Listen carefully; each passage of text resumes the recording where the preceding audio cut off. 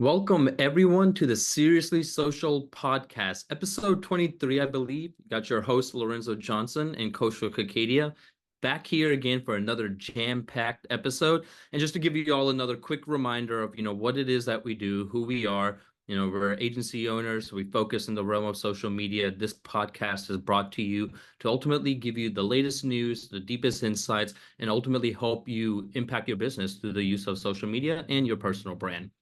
And today we do have a special episode. We got some hot topics, but on top of that, I'm extremely excited because we just celebrated SociallyIn's 13th birthday yesterday, and 13 years in business is a strong testament. I mean, it hasn't been an easy journey, but it's definitely been a fun one. Like all businesses, ups and downs, a lot of lessons learned, but super excited to be in business for 13 years, heading into our 14th year. And it's really a gratitude moment for all of our team members, all of the clients and partners that we work with. But it's because of you all that we get to continue to do things like this. And with that, without further ado, we're going to jump right into the meat of the episode. Lorenzo, my man, how you been? Well, morning, brother. I am great. Big shout out, 13 years, man. 13 years is excellent. I was looking this morning when we were preparing for some of this. Only 25% of businesses make it this far. So Wow. that's an awesome testament to the work that our team has done, the leadership that our company has, the innovation, the work that we're doing for our clients. Thank you to all of our clients that have kept us in business this long. Thank you to our team members who work so hard, literally night and day, to make sure that we're Mhm. delivering high quality results. So, no, that's exciting, man. And I just, as you know, I can't wait to see what year 13 brings. And today is a personally special day for me. I'm super excited, man. I am just awaiting a phone call to know when the birth of my baby is going to be happening. So, Oh my God. I'm on cloud nine today. I'm on cloud nine today. Well, major congrats, man. That's huge news. Honestly, can't even kick Thank off you, the sir. episode Thank you.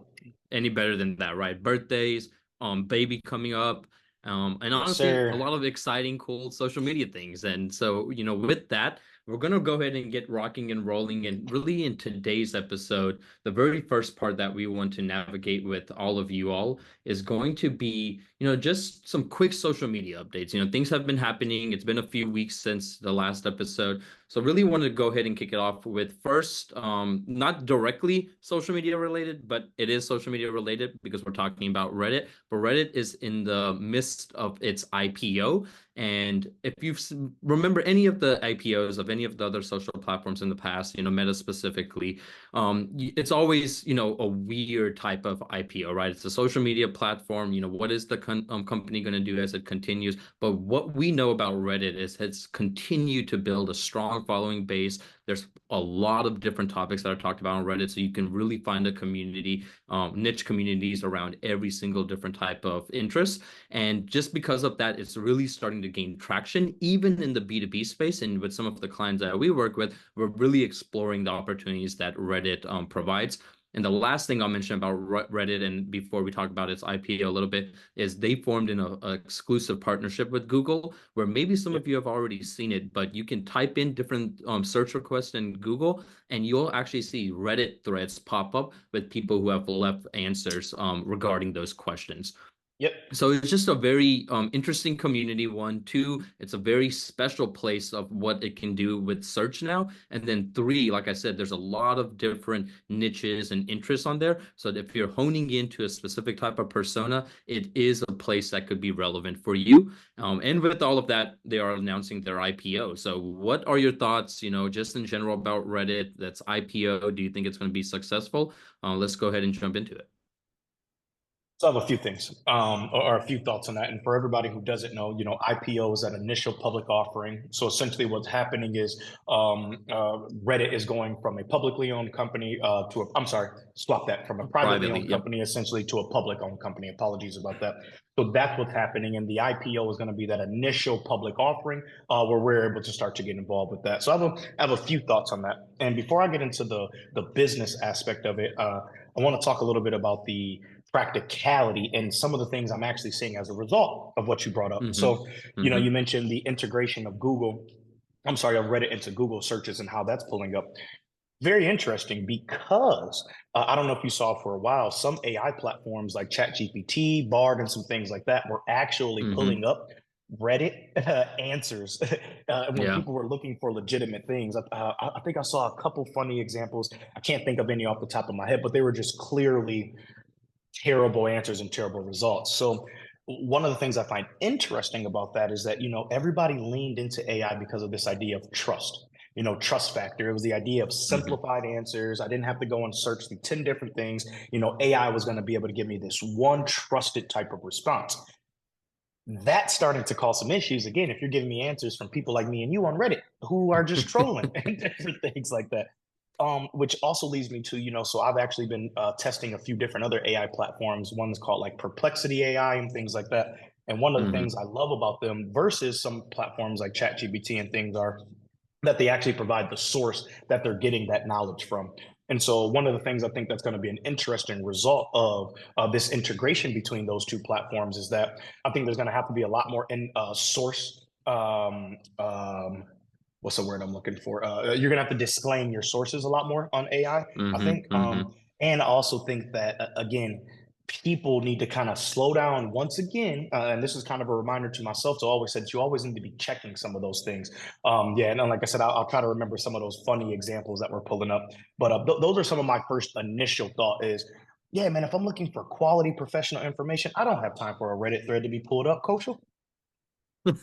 So those are some of my initial thoughts, brother. What are kind of your initial thoughts on the practicality of some of the things we're talking about?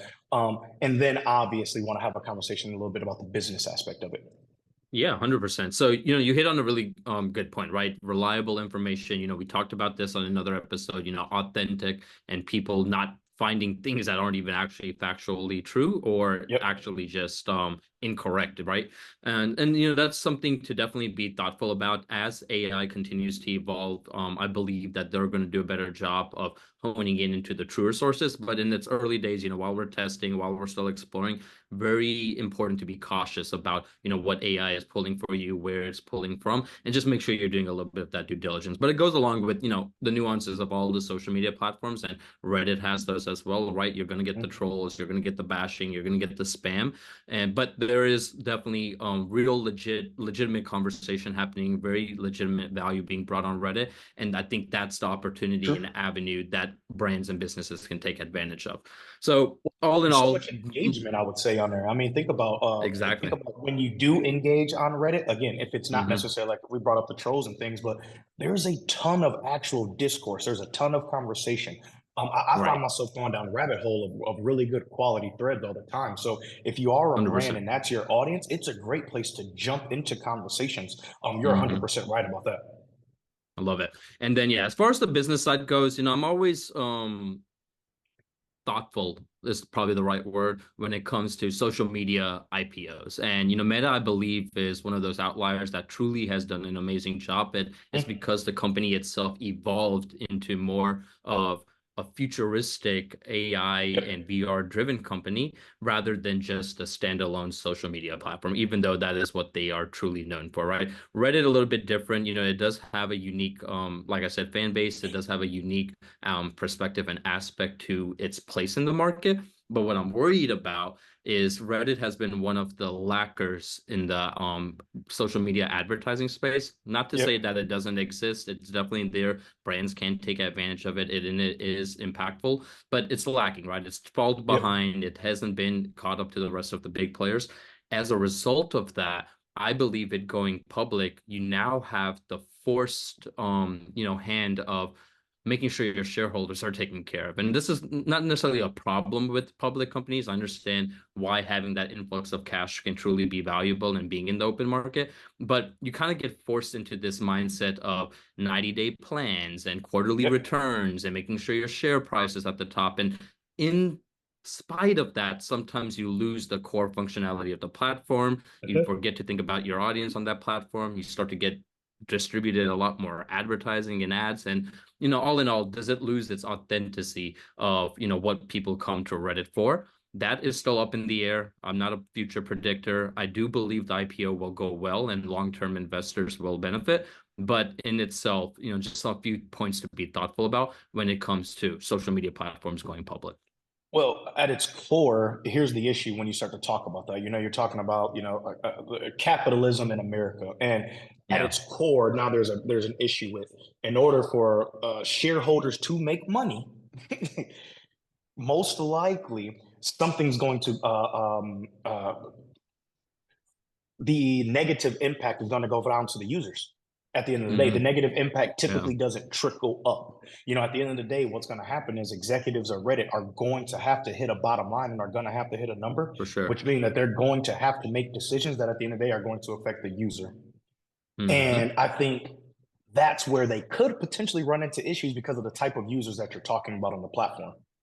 100%. You It's know, possible. and so that's kind of what and it's hard to balance that because at the end of the day, as you know, you go from being responsible to your team and to your users to now being Hmm. responsible to your board. Yep. Completely different thing. 100%. What's important to your board is completely different than what's important to your users and all of that. So there's just an entirely different dynamic, which unfortunately can benefit the users. Hmm. Again, when you start talking about diversification, increase in features, enhancements, all of Hmm. those things, but yeah, it has to get trickled down and feel down without also feeling like the core of why you even got involved or engaged with this platform is shifting and changing. So they're gonna have to be careful. 100%. Also, we know, brother, the Reddit audience is a finicky audience. They Yeah, bond that's for together, sure. man. Dude, they get together, and all it takes is something to go wrong. And you know how they get, man. They'll get on there and be like, "Cool, we'll boycott. We'll make another platform." You know how the Reddit audience is. 100%. If anybody does not know, just think about GameStop and I'm gonna say Roaring uh, Kitty's about to yeah. could cash out and be a billionaire this week, strictly from the stuff that we're talking about right now. Yeah, the GameStop, the AMC hype back in during the pandemic when the stock market was going crazy, and that was the Wall Street Bets Reddit community that kind of sparked and fueled that Yep. that agenda. So, but yeah, you're right, and it is interesting, and we can actually maybe bring up this topic on the next episode. I think a lot of people might be interested on it, but specifically the shift of social media platforms from becoming free to becoming pay to play, right? And we've talked about pay to play before from more of an advertising front and how Yeah. brands are pushing those campaigns and those promos and that brand. But think about the concept of free organic reach, which is what it is today, being paid organic reach. And what I mean by that is the social media platforms have always, for the longest time, been free. And as newer ones kind of come to life, I do believe they stick to that model because the main number one attraction point is gaining users. But for the ones that have gained users, and for everyone that complains about my likes are not as what they used to be, my impressions aren't what they used to be, the problem is you've been used to such free brand Yeah. awareness that what happens when you have to start to pay for true brand awareness? And that kind of goes back to the whole mindset thing of Reddit IPOing and thinking about those financials and its investors. But the communities that are still free will still have that unique touch of users will be attracted to them. But there could be this major shift in the landscape of happening to where you even have to pay, maybe it's $2 a month, but to use your favorite social media platforms. So what are your thoughts And about so that? I have a few thoughts. Obviously, I have the advertiser thought on it, and then I have the user thought. Which again, it's funny this dichotomy of our conversation so far today. Yep. It's the potential impact is awesome. You know what I mean? Because again, if I can curate a community of people who have paid to be involved Mm-hmm. in it, what me and you know night and day is the conversions are going to go up, the engagement's going to go up, the buy-in from those people are going to go up. As a brand, that sounds very positive. But now you have to weigh how many people are willing to do that Right. versus essentially that quantity game of if I do cast a large net and essentially drive Mm-hmm. people through that funnel. And so I'll just switch over and just use myself from that. Kaushal, I don't know any person right now. Brand is kind of hard because when I think brand, especially given my position, like it's a little bit different because I think of it more attached to services and things like that, which are a little bit different. I pay for like revenue communities and things like that, a little bit different. But I can't think of a person, Coach, and I dare say a brand where like I'm gonna like subscribe to like your community and pay for that. Yeah. I'm not. I'm not. And to me, it's because there isn't a person or a brand that's providing such individually unique content in my experience for what I'm Mm-hmm. looking for. because that's what would require to me. It would require Kaushal to provide such a unique experience that I say it's worth that payment of, even if it is just a couple dollars, because I know I can't get that experience other places. There's Right. not a lot of brands and people who are actually providing that level of content, even though a lot of people's egos think that they are. You get what I'm saying? Sure. I do. I do. That's a good point. But and there will be specific users that I believe and specific brands that are a little bit more aligned with being able to do that. But those will win, and you're right, the majority of them will try something but not really be providing value or unique experience or even a personalized experience. And what happens in that case? Because if you're not generating that Mm. community, so You said something else actually it's a perfect word, and it's that personalization. If I pay hmm for something like that, Coach, I hmm expect personalization. for sure. If I pay for your community, I expect access to you directly. Like there's just certain aspects of that that have to be included with that because again, I otherwise, what agree. are we talking about? Yep, I If I'm agree. just paying to be one of a smaller, large group, where's the win at in that? Yeah. So, and it's interesting, right? Because the social media platforms feel like, maybe they found something. Obviously, they've all tried it out with small tiers of whether it's Right? verification, whether it's boosting your reach, whether it's allowing you extra features and things on the platform. So they're trying small things, but we're not quite at what, you and I have just talked about, which is I got to pay to be on the platform. And, when that happens, if that happens, it will be interesting to see how the landscape shifts for sure. I actually just got an email this morning. You're verified also, so I'm sure you're going to get with you. Haven't seen it yet. Meta Instagram just lowered the price of monthly verification, so it lowered by hmm like I think like $4 or $5 or something like that. And then now hmm we'll also be able to attach links to Okay, like nice. photos and different things like that. So again, to your point, they're always looking for ways that again we can convert and do different things like that. But Right. we'll kind of see. We'll see. We'll see. Yeah. So that will be a debate for a later conversation. And as that continues to evolve, we'll be keeping everybody up to date. Let's keep rocking with some social media updates. So a few more things that I wanted to talk about that I know we haven't quite touched on this episode on this podcast yet Yep. is other non-traditional or less traditional social media platforms. Think of fringe social media, think of less conventional social media platforms, but opportunities are relevant on those platforms as well, and how maybe you can decide if that platform is relevant for you, if it's the right fit, should you be putting resources into it. But let's just talk about some of those platforms first, and we can Yeah. focus on the fringe platforms. But immediately when you think about fringe platforms, what comes to mind are the things like Truth Social, Rumble, more of the Rumble. yeah, Yep. more of Yep. these very niche focused, maybe a very specific segment type of Yep. audience community, right?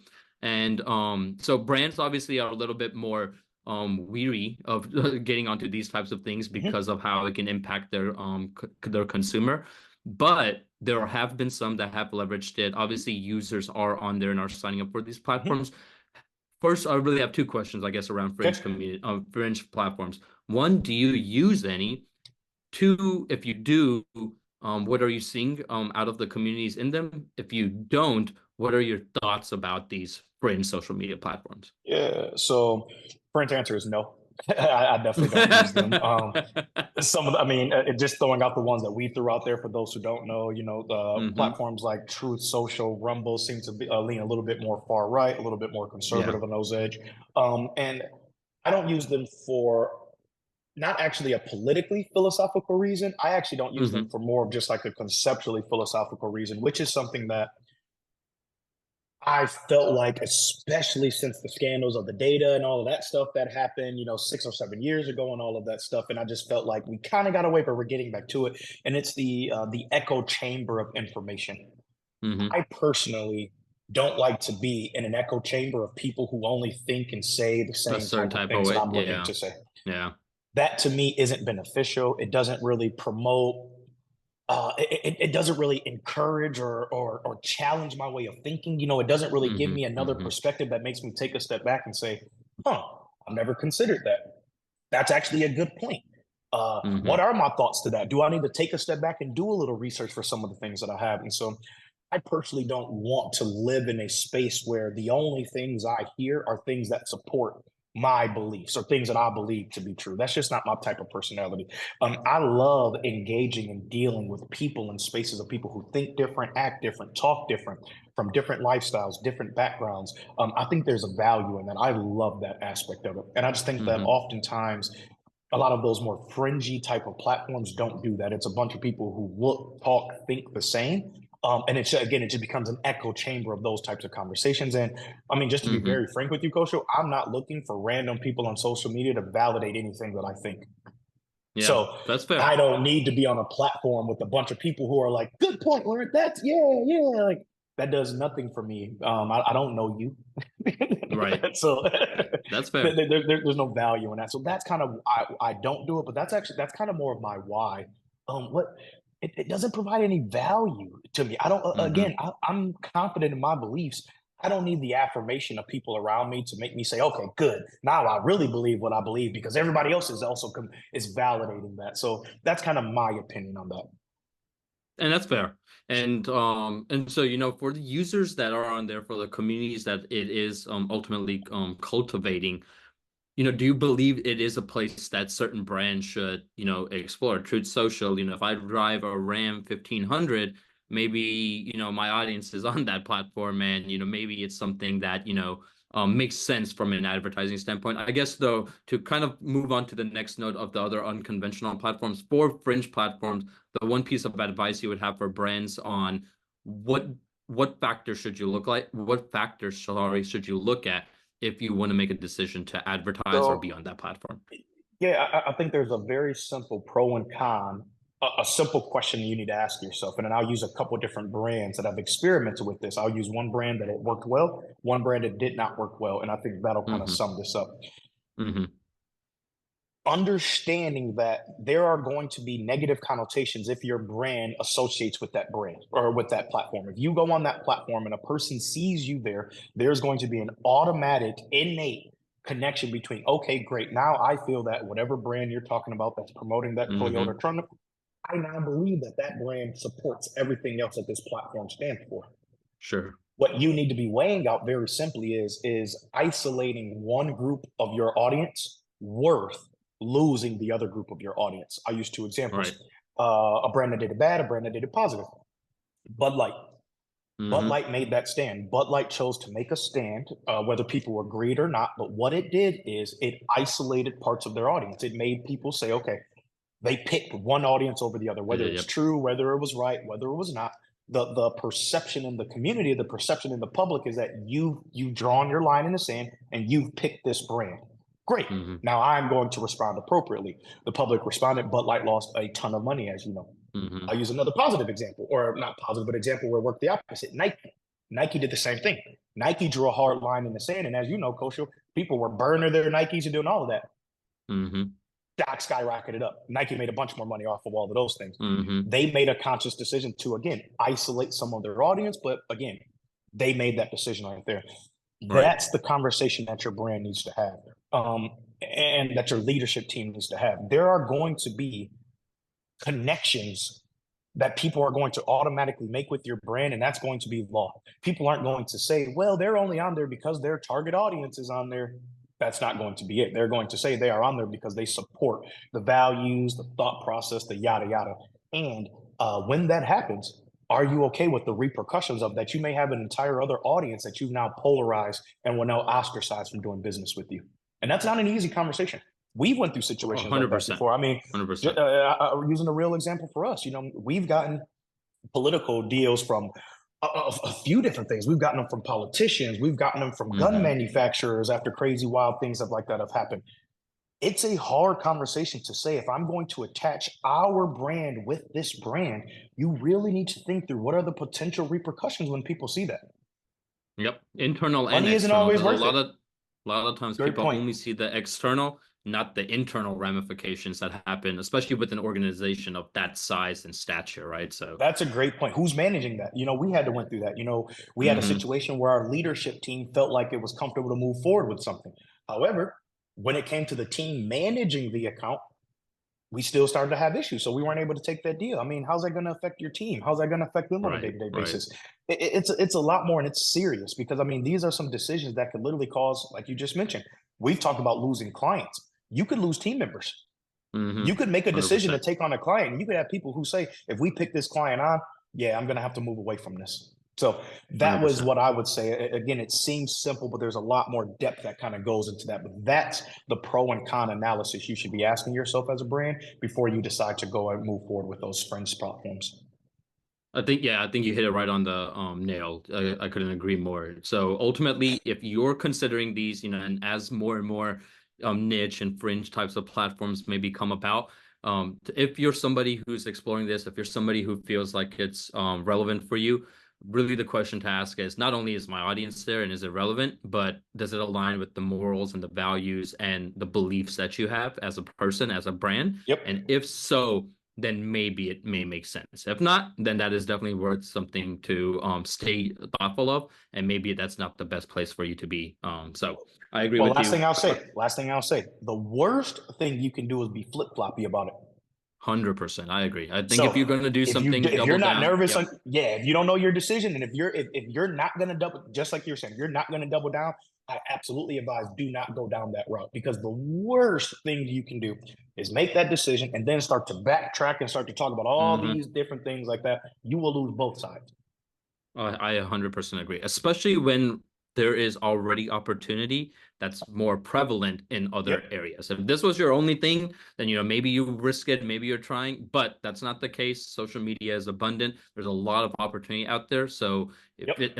if you're questioning it, if you're unsure, then you probably shouldn't be there, more than likely. Yep. Cool. I'd agree with Love it. that. All right, so let's talk about now a little bit of other non-traditional platforms that are relevant in the social media place space. Sorry, and what maybe most people don't immediately consider social media platforms, but they truly have built unique communities and a unique user base. But think of the Discords, think of the Tumblrs, think of the BeReals, those more niche and not maybe niche in the sense of an Quora. interest, but yeah, Quora, but more community driven, tight knit driven social media platforms. And they are at the Yep. end of the day social media platforms. But those are ones that I've started to see a lot of opportunity in, even more so than the fringe ones, right? Fringe, it's just your eyes go a little bit like, even when you think about them. But these more unconventional ones are definitely ones that I would consider to be doing research on, exploring, getting educated, trying out some of the new things, and then ultimately making a decision if it makes sense for your brand or business, right? But what are your thoughts on some of them? Do you have a favorite one? Do you use any more of the unconventional social media platforms? Yeah, so I think the biggest benefit to these, the Discord, the Reddit, the Quora, the Twitches, for brands, and then also for individuals, Mm-hmm. individuals that are looking to build a brand, is the community aspect for those brands. When you talk about the Facebook, the Instagram, the Metas, the TikTok, and things like that, you talk more about the engagement aspect of it. You try to build a community, but if you're talking about true community engagement with your loyal fans and things like that, these non-traditional platforms, I think that's the biggest benefit right there. To create that Right. consistent dialogue, that consistent conversation where people want to go back and forth with long-tailed conversations and things like that, not just a Mm-hmm. here is this offer, or here is this something that a person acknowledges and it's like, okay, thank you, have a good day. We're not talking, a comment and then a reply back. We're talking about Right. conversation. So Right. yeah, if you're a brand that are interested in conversation, or if you are an individual that's building up a community, those are the platforms I'd absolutely start to look into. And then my personal favorite, I would have to say, is Discord. Yeah. Um, I love Discord. I'm still more of a reader. I mean, you know me personally, I'm more of a reader than a watcher. So I try to watch podcasts and try to listen to podcasts and videos and things like that, but I really just prefer to read. Um, Mm-hmm. so I love Discord. I love popping in those communities. I love doing a lot of that different type of stuff as opposed to Twitch and watching videos and watching a lot more of Mm-hmm. that type of stuff. I get bored. I get tired. I get irritated at people's voices easily. Some of those things. All fair points, right? No. And you like I said, you make some really good points even about what brands can start to thinking. And immediately what came to my thought is going back to a topic we touched on a little bit earlier on this episode, which was, people paying for social media platforms and that personalized experience and how maybe these more prevalent platforms would do it. My thought process is, especially in today's day and time, is if you're relevant on those big platforms and you are fostering and cultivating a community, maybe that layer two of Mm, personalization or a personalized approach is on the Discords or on the smaller platforms where you can hone in, build that community, just like you said, more focused on actual Mm-hmm. engagement rather than actual just brand and reach and awareness, right? So there Yep. may be like a layer two that brands can start to think about. It's like, hey, if I really do have a core, strong enthusiast following, how are now ways that I can even cultivate that deeper and find, what I Yep. like to call power users? And maybe these platforms, power users get added to, and you're able to give them that more of a personalized experience. So something Wait, to you think said about another for quick, sure. real quick idea, Yeah. actually. Something that I think we touched to a few clients about, but just kind of throwing this out there as a very Mm-hmm. tactical thing. Finding a power user influencer on a platform like this. 100%. You know what 100%. I mean? Maybe it's not you that actually sits there and Mm-hmm. is the brand advocate for your brand. Maybe you find Mm-hmm. a Reddit influencer who sits there and they become the brand advocate for your brand. That's a whole nother Exactly. cool, unique strategy right there. Because as you know, again, people on those platforms often respond more to people because again, that's what the platform was initially built, was a peer-to-peer, a P2P type of platform. So again, if Right. you're a brand, you're like, maybe I don't want my brand to be out there Mm-hmm. yet, and I just want to test the waters. Find a power user, find a nano or a micro influencer on that platform right there. Boom. Mm-hmm. Test it out that way. I 100% agree. Honestly, in today's day and time in social, having a pretty well thought out brand ambassador and influencer strategy is Mm-hmm. almost a must. In today's creator economy and the way that social influence Yep. has impacted buying purchases and buying decisions, it is almost a must at least. If you don't have a Rolodex of people you already work with, start Yep. researching, but creating brand ambassadors, those power users, and then definitely working with relevant influencers who truly do love your product. I hate the ones that are, just brand ambassadors or influencers of everything and are selling anything you It's put in just their face. it's so Yeah, clear, it's so yeah, obvious. yeah, It's funny because you immediately go to the comments and people are immediately like, "Are you sure you use this product or are you just trying to sell it?" Because it's like, what are we exactly. talking about? What are we talking about? Yeah. Yeah, and we actually touched upon that, the de-influence, right? We Maybe did, we did. it was a few That episodes ago. that isn't that kind of was going for a little bit, and that kind of shot down for a Yeah, little bit. I actually was scared. I thought that was going to get a little bit more traction in the world, but I mean, it's not surprising. Negativity doesn't in the world of social. yeah, Negativity I is kind agree. of always an interesting kind of space to kind of walk through. I agree. I agree. Okay, so now I would love to get into our next topic. We want to talk about X and Elon. I know there's a lot of things going on in there. Before we do, just one more thing about the non-traditional platforms as we were touching upon them. Maybe some of you heard, maybe some of you haven't, but BeReal did actually get bought for I think it's about $537 million Five last night, if hundred I'm not. million, Yeah, bro. They just literally.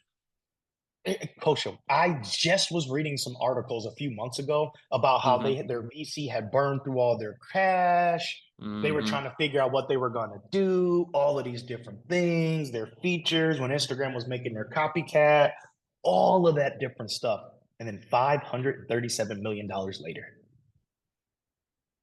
They had a good business model. They probably presented a Whew. good plan. It got bought by a video game development company, I Voodoo think called Games, I Voodoo. believe. Yep, Yep, yep. yep, yep. And so if you're a BeReal user, I don't know how much of it's going to change. There was a small stint where I was on it where I actually liked it just so I could always go back and on like any month I could go look at my pictures and what I was doing maybe that Mm, day. So it was a cool concept for sure. I'm interested to see how they integrated with this new kind of community. The new founders did say they're going to be plugging in a lot more advertisements and ads in yep. there. So I have not seen too much of that. So maybe it changes. So if you are a user of that platform, would love to hear your thoughts on what you feel about the acquisition. Are you going to still use it? Are you not? But all in all, it goes to show you that forming these niche social media communities and having a strong user base does warrant value, whether you're somebody who's looking to buy these platforms or whether you're somebody who's using them for your brand or personal benefit. All right. Real quick, so like I said, we want to start to talk about Elon. We want to start to talk about X, a lot of different things that are happening. Obviously, a lot of updates on the platform itself, and then Elon being Elon and who he is, him vocally talking about a lot of the things also that are happening in today's world. So, before we jump into that, one of the things that we want to talk about is, we mentioned these platforms to you all you're somebody who's out there that's interested in them, if you're somebody who's out there that's questioning and you're just not sure where to even get started, we'd love, Lorenzo and I would love to help you out. We would love it Absolutely. if you would reach out to us. There should be a link on this episode that you can hit and book a meeting with us if you would love to. We want to make sure you provide value if you're not sure of where to really get started in the world of Yep. social, especially these unconventional platforms. Then, we'd love to have a conversation and see if we can help you out a little bit. 100%, 100%. Let us know if you're talking about new strategy, optimizing your current strategy. Again, we know there's a ton of information about, those large platforms. Not too many agencies in the United States right now are really touching on these, though. So we are one of those special agencies that do that. So yeah, let's hear from you and let's talk about really how you guys can take the second 6 months of your year on social media and really elevate it. I love it. All right.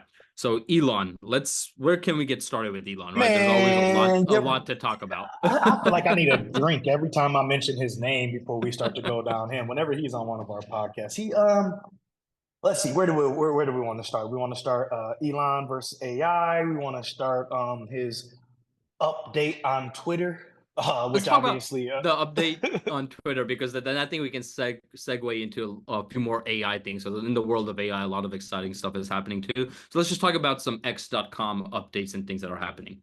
Yeah, so per usual, one thing I got to give him credit for, he knows how to make comments that get people talking. So, Hmm. one of the biggest quote unquote updates that X just released this past week or within the past week or two is that Hmm. now they are going to officially allow what they're calling mutually consensual adult imagery, pornographic imagery, videos, a lot of those different things before. As you Hmm. can imagine, it was met with a lot of comedic backlash, I guess, for lack of a better term, Yeah. considering in Yeah. fact that that's one of the negative the negative qualities of the platform for literally the past couple of years since he's taken it over. One of the reasons that literally many brands have explicitly mentioned not even wanting to advertise on being there is because at any point in time you open up the app, no matter what algorithm you thought you had, yeah, there are naked people all over your stuff. There's naked people commenting Hmm. on it. He made the decision we talked about, about 6 months ago where you couldn't block people. Hmm. You don't have time for people to be posting one of their OnlyFans video on your post and you can't block them, man. And at the end, the only reason Right. being because of free speech. What are we talking about here? So yeah, I just think that was kind of funny because again, that's one of the things we've been talking about for a while, especially from a brand and advertiser perspective. And then to just come out and say that he's going to allow it now, I don't really quite understand, except for maybe keep himself in the news. I'm not Hmm. quite sure the strategy behind it. What are your thoughts on it? It's pretty interesting. I have two perspectives. I'm sure Okay. like you do as well from a marketing standpoint and then from a user standpoint. From a marketer standpoint, there's two things I'd like to say. Yes, it's caused a lot of strain and what I like to refer to as like the wild, wild west of advertising when Yeah. it comes to brands and even our clients that we work with and what they're wanting to accomplish on Twitter. And it gets muddy now because of everything that's happened, right? Let's just even take back from the beginning when Elon bought it, from the bot users to the advertisers wanting to come off because of what they were promoting, what they were allowing to promote, to now the Yep. pornography. Another latest feature that they're now doing is they're taking away the likes. So not taking it away in the sense you can't do them anymore. You just won't be able to see like Yep. numbers. Yep. So just a lot of, like I said, wild, wild west, a lot of unknowns, still not sure what to happen. Does that mean that you shouldn't be on there? That's not what we're saying. You just have to make sure it's a good use case of, where you put your resources. Well, So, I'll say one thing, and this is mhm. kind of my bold statement of the podcast. In my opinion, Elon is actually very quickly driving Twitter to potentially become one of these fringe platforms we're talking about. That's fair. It's That's a good becoming good an insight. echo chamber of male conservatives, Hmm. and it's just becoming louder and louder and louder of it. And again, I don't know if it's intentional. I'm not quite sure what behind it, but Hmm. it's really heading in that direction, in my opinion, Kaushal. It is really It's a white male conservative beginning to be dominated platform. Just to be very extremely and frank. And that's essentially who Elon's following, the core following is, right? So I mean, I guess it makes sense, right? As far as like the shift of it happening. Now, like I said, is that good for brands? Is that bad for brands? And right now, ultimate thing is, like I said, unless you have a really strong case to want to be there, I would believe that you focus your initiatives, your resources in other areas. But it is still relevant. There's strong communities, whether it's in the fintech space, whether it's in the actual business space, whether it's in the B2B space. So Medical there's used to different be, I would say avenues. medical used to be a Yeah, really good space. That's becoming it a did. Yeah, little bit, it's becoming a little bit, yeah, that's becoming a little bit more messy, a little bit more messy. But medical it used to be a has. good space on there too, but not as much Yeah, anymore. Now you got to make sure that you're verifying the organizations that you're hearing from. 100%. Yeah. And then with all of those subscriptions and packages and new models that it's introduced, it obviously has gotten pretty convoluted, in my opinion. So from a marketer standpoint, that's the downside of it. From a plus side of it, I guess I should be thankful to Elon to allow so much of his material on our podcast because we've been talking about him consistently He with all gives of us the stuff to different talk things. about. He gives us stuff to talk about. You are not wrong about that. And from a user standpoint, it is also, very different, right? Some, like you mentioned, some communities that used to be thriving on there, you don't see as prevalent. Some Mm-hmm. communities that are still, pretty strong on there, is starting to get a lot louder and louder. But one of the things I have seen that maybe brands should still shy away from, but individuals who are building their personal brand, who are becoming personalities, they are winning. And where they are winning is Mm, really two ways. One is obviously entertainment, like it has been for a long time. But two is the deep value knowledge threads. And I'm sure people have seen these, but yep. now on Twitter, especially some of those Yep. power users that are paying, they're posting content that's typically their one tweet and then 10 tweets below it with jam-packed information, whether it's Yep. analysis breakdowns of things, whether it's deep diving into a type of business, whether it's deep diving into AI technology and giving you the latest benefits and breakdowns. So if you're following some of these power users, I have seen as an individual that there's some knowledge that you can gain from there, and Mm-hmm. maybe some individuals that you want to make in your network, in your little niche of who you want to be following, and engage with those individuals. So there 100%. I do see some opportunity as an individual, maybe not from the brand I agree. aspect. I agree with that 100%. I love it. Okay. No, Um, so let's so keep yeah, so let's sticking move to into Elon. Yeah. Elon versus AI. Elon versus AI. So the next wave of news that he made is that he made a big wave about if one of the things that's pending that they're trying to do right now is Apple is trying to integrate ChatGPT into its operating Hmm. system essentially. And Elon basically has come out and said that if that happens, iPhones will be banned at Twitter moving forward. My issue with this is that He'll do it. no, so that's not my issue. Actually, my issue is this. My issue is this. My issue is this. This is where Elon and Trump have a little bit of similarities, in my opinion. They know what to say that gets their followers all up in arms, which may not necessarily be what the truth, what really needs to be discussed. So, Elon Hmm. says that his true reasoning for doing it is all about privacy and all of those different things and all of that different type of stuff. But he Hmm. doesn't necessarily fail to mention, and what I'm surprised a lot of people don't know, a lot of people don't even know that Elon is one of the founders of OpenAI, bro. Hmm. And so you got all these people who are like, yeah, because the risks of AI. Thank you so much for championing that. He knows it, and it's like, what? What? That's actually not. A lot of people don't even know that he's currently trying to build a competitor to it right now. Hmm. So it's just like it's all of those things that kind of come into it also. And so I For sure. personally get Personal agendas. irritated Yeah. when people try to be loud about points and things like that aren't it. And then I kind of get Hmm. even more frustrated when people just like run so much and they're just like, yeah, Elon is the champion of AI security. That's why. And it's like, Hmm. do you actually know who Elon is? Because you clearly don't. Right. You clearly haven't done any research. You clearly don't know the things that he's investing in. You clearly don't. And you clearly heard this talking point, and all you heard was that talking point, and now you're about to go and run with it. So those are some of my first visceral reaction when I kind of read all of that is that like, bro, that's not true. That's like Right. that's what you're talking about. That's not your real reasoning behind it. So it was just met with irritation. It just met with Yeah. irritation. And that's What about fair. you? And but once he made that announcement, first, sorry, let's back up a little bit. When I first saw the announcement by Apple at WWDC, I'm a core Apple advocate. So, Hmm. this is not a promotion, this is not a sale. I truly love Apple and I've been using all of their products for a long time. And to each their own. But when they announced the release of the new AI assistant that was going to be not just for Siri, but then how it integrated with Chat Hmm. GPT, I was honestly extremely ecstatic. I've used ChatGPT, the actual Mac app and the iPhone app Yep. vividly. I love I obviously, I'm a big advocate of AI, so I'm trying all of these new things, but it's really made some of my day-to-day things so easy, just being able to Yep. pull up my phone, talk to it. I was literally in the car, perfect example, with my wife's family driving down to Orlando.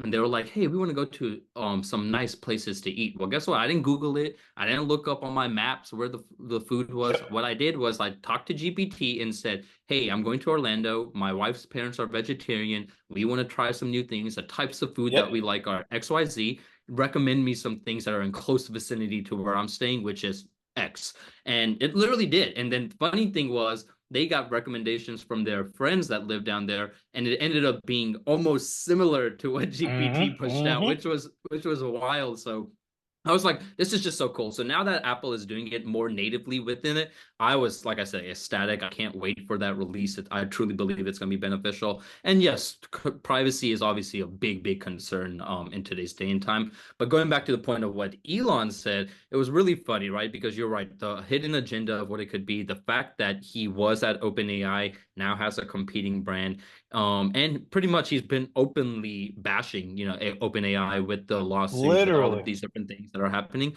So take everything, with a grain of salt. If you truly are worried about it, then, sure, I'm not saying that, just openly trust these other brands as well. But I always like to take what some of these prominent figures say with a grain of salt and then try to make my own decision from it. But it was funny enough because I had friends and communities as well, and they were like, "Okay, come on, Elon, let's create the X phone." And I was like, "I'm dead right now." So what are we talking about? I think so. I'm just going to be real with you. I think that privacy is another virtue signaling topic, in my opinion, Kosher. Yeah, yeah. I think that on a practical level, nobody really cares. Because if you actually cared, you would do a lot more. You wouldn't do a lot more things. You wouldn't just Hmm. download a lot of apps that you know what I mean? If people truly cared about protecting their privacy and data, um, we would do a lot more things differently. So to me, privacy is 100%. almost feels like a virtue signaling topic that's just easy to get behind, do a crusade, support the I agree. more of your viewpoints already. Because on a practical level, you've given your data to all of these people you keep talking about not giving your data to anyway. If you have an Right. iPhone, they're getting your data anyway. So all of Right. a sudden, this mystery privacy thing, like, oh, when they add Chat GPT, now Apple's going to be using my data. The hell did you think Apple's been doing since you've had an iPhone? Hmm. You get what I mean? It's like I do. I do. what are we really talking about here? You Yeah, know, when we start talking about the use of your data, people have no idea how much of their data and how much of their personal information they've already given away. People use for sure. ancestry.com and 23andMe, and they want to talk about declining cookies on their web, Kaushal. Hmm. Hmm. You gave your DNA and blood to the government, but Hmm. no, I definitely don't want to see any of my cookies. You know what I mean? So it's just like I do. I do. it's just like when we talk about It's a privacy and data and yeah. all of these things, like I'm not. I protect myself. I protect my private. I do a lot of those different things, but I'm not one of those people that's just like, oh, yeah, it's not the end of the world, man. It's not the end of the world. And I then if agree. I'm going to be even more honest with it, if I understand there's negative use cases of it. Again, if you go back, 8, 9 years ago, where again, platforms like Meta and stuff were turning into their own mini echo chamber of all of that stuff. I get it. But I want stuff to be personalized to me, Kosher. So that's I don't exactly want my point. I don't want to be Yeah. seeing persons. I want to be seeing what I'm looking for. I want to be seeing stuff I'm interested in. I want to be seeing stuff that says, hey, Lorenzo, this, and this. I Hmm. want that stuff to be targeted towards me. What are we talking about? So I am. those are my I thoughts. agree. Those are my thoughts, I've bro. I've always been wishy-washy when it comes to the whole privacy thing also. Now I am a big fan of how now it's more of a your choice type of thing, and I think I that love it. evolution was good. And I But declined I it for the don't record. exactly same. But I don't care if I had to accept. Nah. But you're right. People have been doing it forever. People, as long as they have the option of what they're willing to share, what they're not, that's totally fine, up to them. But I do agree. The more you are about the more that you are about wanting personalization, wanting a unique experience, wanting what's relevant to you, the more you got to be okay with that information being out there, because otherwise you're not going to get it. And if you're okay with blocking everything and staying a ghost to the outside world, then just be okay getting the generic shit and don't be That's fine. hating on the platforms or bashing or etc. because you're doing that to yourself. And so I think it's Same that page, sweet bro. medium that people were looking for. I'm very open about it. I love the fact that I get my personalized things. I'm like, let me give you more data about me. GPT, I'm always like, hey, you need to know more about me, understand this. And I'm like, the more Bro, that you I know, give the my better every you time I can do a help new me. talk, a new video, a Yeah. new podcast, I give it to GPT every single time. As soon as we record this, I'm gonna give it to my GPT and I'm gonna upload it and I'm gonna say, boom, update. 100%. And there are 100%. certain things that are meant to be private, and I'm 100% aware of that. But for the most side of me, it's more like I ain't got nothing to really hide that I'm like I need to be that What are we private. talking Most of about the most things of I'm the time? sharing are gonna help me, not take away from me. And I think because of that, I've been very open about it. But you're right, it's been a very controversial topic here in the States, and honestly, it just continues to get louder and louder. And so we'll actually have an episode about the Google and the switch up that it's doing with all of its Yep, cookies and yep, things here in the near future. But it is a controversial topic, that's for sure. Okay. All right. Last two bits that we really want to touch on. First, with talking about AI and all of the things that we just mentioned, all of the social media tools have obviously doubled down on it as well, right? But how can you, as a brand, as an individual, start to take advantage of these things? And the number one piece of advice we're going to give you, we've given it to you on this podcast before, is try the features out. Just like you have tried to. new features out when the platforms were rolling with them, whether it was a format, whether it was a sticker, whether it was this new feature, try the AI features out, see what they can do for you. I'll list a few of the ones that we're talking about, but TikTok Symphony, which is an AI suite of tools for creating Yep, different TikToks, making it much easier for creators to do it. YouTube Dream Screen is a new one, which is pretty much like a green screen, but think about yep, it, a green screen on steroids, right? There's a lot of different things that you can do within the YouTube studio. You can change the background, you can make it personalized. It's actually really, really cool. And yep. even LinkedIn's all new AI tools to allow you to write better content, to ask better questions on people's posts when they're posting things. So all in all, utilize them, tweak them, personalize them. But I am a big advocate of trying these new AI tools to see how it can make you honestly more efficient on a day-to-day basis. I mean, you already know. I mean, it's efficiency is the name of the game, and efficiency is the way to go. And again, if you've already invested money and Hmm. time Hmm. into TikTok, into YouTube, into these types of campaigns, to me, it's a no. It should be a no-brainer to say I should at least test the tools that can make my spend be more efficient, that can make my reach Right. be better, that can make my conversions increase. That should be a no-brainer. Now, if it doesn't work, that's perfectly fine. But the idea of just 100%. ignoring it, Yeah. to me, what are we talking about? You're not truly trying to get the most out of those platforms if you have not at least taken time to see what they're about, explore, Hmm. experiment, click it on, just see what it can do. I mean, Kaushal, we get so many people who want guarantees about things, and if I do this, what will for sure happen? And we have to have a lot of conversations about the importance of testing, of testing, of testing. It's a lot about testing, you guys. Hmm. These Hmm. are the things to test. Why don't you see what it's like when you built something natively and then when you actually use YouTube Dream Screen? Test it out. Why don't you look like what it's Hmm. actually like? Make one TikTok video using Symphony completely, 100%.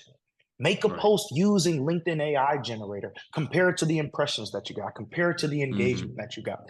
That's what we mean by testing. Testing just confirms that something is working or that maybe something isn't working. But Right. that's the type of stuff that you guys have to be doing out here. You got to. So no, I love all of those tools. We'll continue to try to drop tools. But yeah, it's just that simple. You should be testing Hmm. them. They may work. They may not work. They may work for some campaigns. They may not work for other campaigns. It's all a part of that learning process. But again, if you found that it's important to invest money or time into these platforms, you have to also invest time to make sure that you're learning and using them to the best of your ability. I agree, 100%. There's really only three, in my opinion, three core reasons why people are not adapting this new technology, Okay. these new Okay. features. The first one being you don't know about them. There's a small bit of the world that you just don't know Yeah. about it. Yeah. Two, you fear, like truly just fear of the AI Yeah. revolution, the what AI is doing in the economy, etc. And then three, you don't know where to get started with it. Like you know about AI, you know that it's there. Maybe the feature itself, you've never used it, you're just unsure. And going back to exactly what we've talked about, it's exactly why you got to learn. Whether you have Hmm. any of three of those, if you don't know about it, learn about it, educate yourself. If you don't know where to get started, try them and make mistakes because guess what? It's okay to make mistakes in life. And then three, if you're scared, that's the one I worry about the most. You're honestly doing yourself a disservice for what these tools are going to allow. And I understand we've Yep. had this own conversation internally at SociallyIn where people were talking about the morality of using AI, the capabilities of the quality of AI, how brands may be scared whether it comes to intellectual property and if things are actually copyrighted. And those are all good conversations to have, Hmm. but they're not conversations that you should be pessimistic about. They're conversations I need to be optimistic about and then find solutions. If a client or you are truly they don't want to do it because of legal ramifications, then that's okay. Talk about those Hmm. things, make sure you all are on the Hmm. same page, and you can make a decision from there. But not trying it just because you're scared, I think that's going to be one of the biggest 100%. indicators of somebody who gets left behind, whether you're a brand Uh, or a business. I'll throw a fourth category of person out there, and Hmm. it's actually literally, I'm just thinking through as we're wrapping up all a lot of what we've talked about today. I think a fourth Hmm. category of people out there are just people who are stubborn. Yeah, that's fair. I That's think the there are world people who today, are, I unfortunately. think there are people, yeah, that's what I mean. Literally, that's as I'm thinking just through our conversation today. There are people Hmm. who are aware, who know exactly where to start and everything that you Hmm. just mentioned.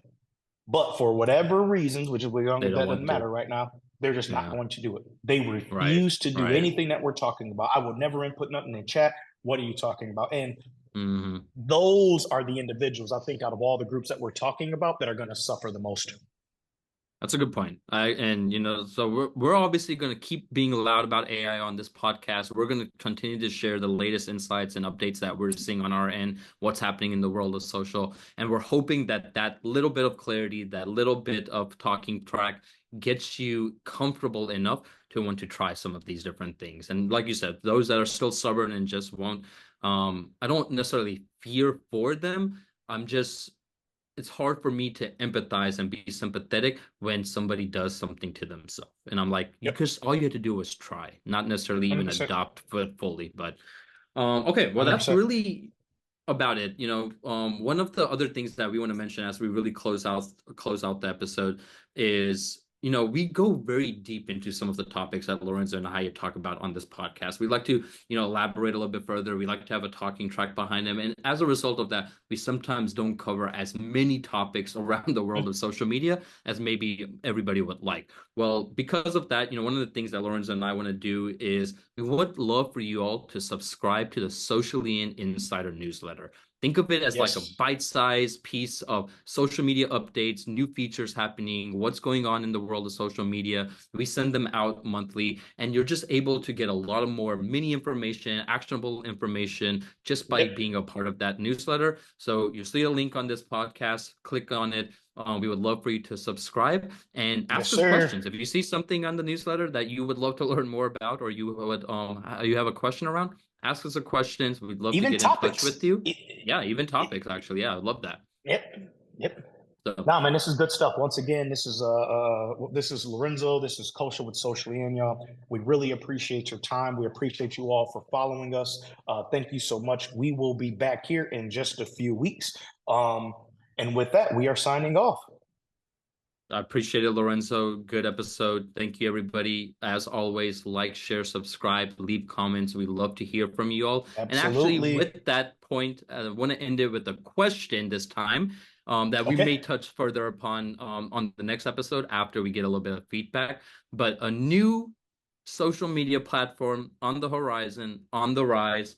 It's called AirChat.